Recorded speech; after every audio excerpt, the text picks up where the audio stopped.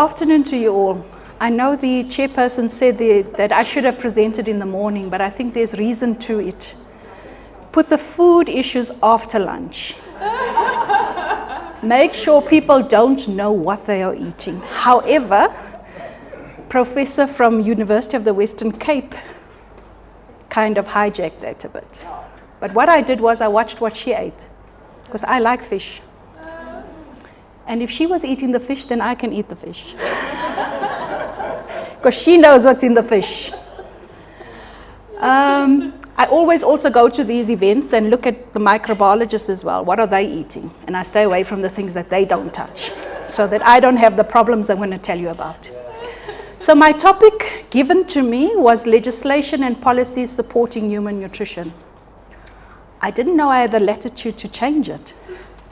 I would have. But anyway, this is the outline of the presentation. So an overview of the policy and regulatory framework, because that's what you want to know about.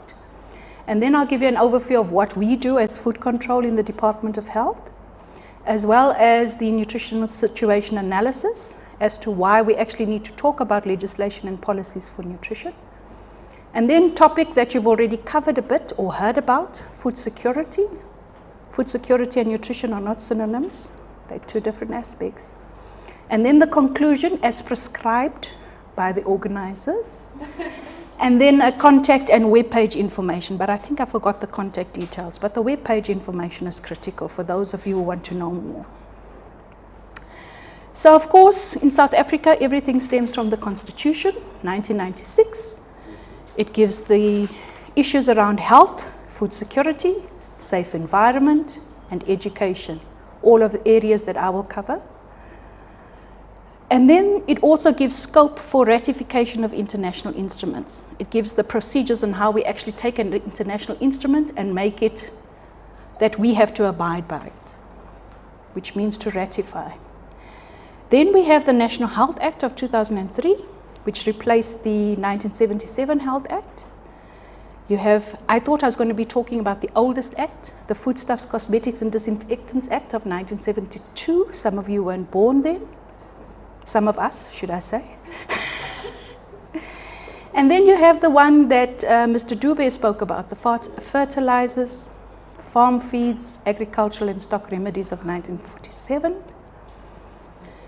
The Medicines and Related Substances Control Act, he also kind of spoke or linked to that one. The Agricultural Standards Act of 1990, the Meat Safety Act of 2000, and then the Department of Trade and Industry. I didn't want to list all of the issues that they have. They have a number of legislation instruments as well as statutory bodies. The NRCS, I was saying to Prof, that's the regulator that deals with fish in the ocean. So it's important that she links up with them, and they are based in Cape Town, as well as the aquaculture sector of agriculture, also based in Cape Town. SANAS, you all know. SABS, you all know. NCC? Who doesn't know the NCC yet? We might not know these. Okay. NRCS, National Regulator for Compulsory Specifications. South African National Accreditation System. SANAS. SABS, South African Bureau of Standards. NCC is the National Consumer Commission. They administer the Consumer Protection Act. Light bulb moment.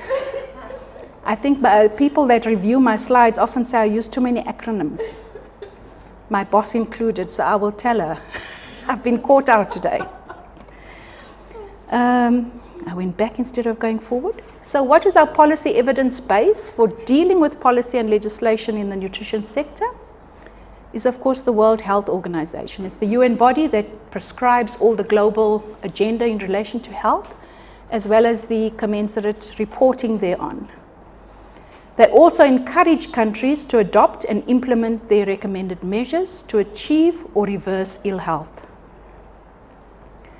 In South Africa, many of their instruments have either been adopted, ratified, or instated into policy or policy instruments. And that's in the arena of food safety. But in brackets there, I've got the Codex Alimentarius Commission, which is a joint WHO, World Health Organization, and Food and Agricultural Organization standard setting body. So this is the body that sets international standards on facilitating trade in foodstuffs, as well as protecting the health of consumers. So it's a dual mandate. It's recognized by the World Trade Organization's agreements. We call it the Sanitary and Phytosanitary Agreement, the SPS, as well as the Technical Barriers to Trade Agreement. These are the instruments that have been set up by the World Trade Organization for countries on how they need to engage in relation to the trade in foodstuffs. Communicable diseases, those are the diseases you pass on to one another, either through vectors or from human to human. Nutrition also has an element of codex informing its policies. And then non-communicable diseases, the new emerging problems that we have to deal with. You often hear Minister talking about this in the media, the quadruple burden of disease in the country. Obesity is skyrocketing in the country, and then what we call the chronic diseases of lifestyle, which I'll unpack just now. So what does the WHO say? It says that the regulatory frameworks of all the interventions and actions are usually the best or better cost-benefit ratio, meaning you get the best benefit for your buck if you put in place regulatory frameworks. In 2016, it is also launched the Decade of Nutrition. So that's from 2016 to 2016. So what it basically tries to elevate there is that countries need to put in place or escalate or move their actions in relation to dealing with nutrition. So how have they defined nutrition? I didn't explain who I am, and it didn't come through as a bio. I have a qualification in dietetics, which is a Bachelor of Science degree, where we look at nutrition in relation to how nutrients are used by the body, how to ensure that people who have diseases or compromised status are fed appropriately and don't get malnourished due to their diseases. And then we also deal with food service management, which is the kind of catering that we just had at the buffet area, but also in the hospitals and those types of things. But I'm employed as a regulator, so I don't deal much in the nutrition aspect anymore. So I had to go back to the books and look at what were the definitions. So the World Health Organization says nutrition is the intake of food considered in relation to the body's dietary need. And then it also has these provisos. Good nutrition is the cornerstone of good health. And poor nutrition can lead to reduced immunity, increased susceptibility to disease, impaired physical and mental development, and reduced productivity. And then I went to where even a lot of scientists and technical people go to, the Wikipedia. I often see references in some documents that I get and I say, take this back, please. But this is what Wikipedia says. Nutrition is the science that interprets the interaction of nutrients and other substances in food in relation to maintenance, growth, reproduction, health, and disease of an organism. It includes food intake, absorption, assimilation, biosynthesis, catabolism, and excretion. So when I read that definition, then I know why my degree was BSc based. Because you need to know all of those issues relating to biochemistry, chemistry, physics, all of those scientific aspects, microbiology, and then the actual human nutrition issues on how it works. And then there's another definition, the branch of science that deals with nutrients and nutrition, particularly in humans. So those were the definitions. And then I reflected on this Wikipedia one. And I said, you know what, that's what I learned in university. I didn't go back to Wikipedia to look at the reference, but I think that's taken from the textbook that they still use in training dietitians, which is Krauss and Mahan, Food and Nutrition and Diet Therapy. So sometimes Wikipedia is good. So what is the situational analysis in relation to nutrition in our country? We have undernutrition, which some people also say is malnutrition, but malnutrition means both under or over. It's something gone wrong with nutrition. So undernutrition is where it's often linked with poverty and not having food security. The effects of it is stunting, you're short for your height. Okay? And what we call silent hunger, the micronutrient deficiencies. So all of those goodies that the first presenter spoke about in the soil, all of those micronutrients also have an effect on the human body if there's not enough. And then we also have we used to have a high incidence of under 5 diarrhea until they introduced a vaccination against rotavirus. But it's still an issue of concern in the country. Because when you have diarrhea, obviously everything is going through, so nothing is being assimilated into the body. So it then has an impact onto your nutritional status and therefore affects your immunity. So you have this vicious cycle of having diarrhea, getting sick, not being able to deal with the sickness, and then maybe not having proper nutrition, eventually becoming stunted or having a micronutrient deficiency. In fact, we seem to have regressed. We are moving backwards in relation to our stunting rates, where we actually are slightly increased since the 20-year study 20 years ago. The other problem is poor feeding practices, where mothers or fathers, whoever's looking after the child, or gogos, which is the mainstay of our children rearing in this country, is poor feeding practices, not feeding appropriate and at the appropriate time of the child's age. The other aspect is what the first presenter also mentioned. I think he needs to be in the public health arena. He kept on talking about people don't know. People don't know. Lack of nutrition information. And sometimes as scientists, we have difficulty in articulating what consumers need to know. And I think even in our profession, that's the case. And then we have a very high immunocompromised population. 20% of our population is living with HIV and AIDS. And then, of course, poverty. It's getting wider and wider. And then on the right, I have Mr. Man there. He's called Mr. Obesity. And I had to enlarge him so you could see him properly. What is he carrying with him?